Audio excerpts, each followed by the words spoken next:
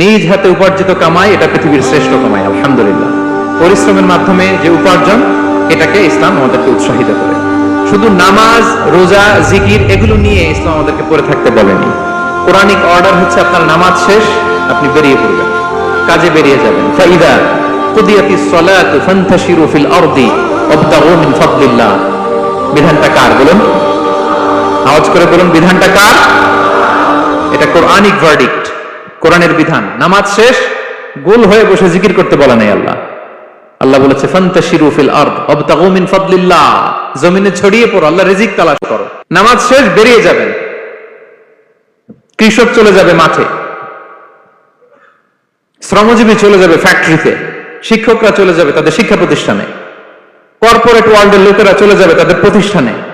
Development করতে হবে, civilisation করতে হবে। নামাজের পরে গোল হয়ে বসে থাকা চলবে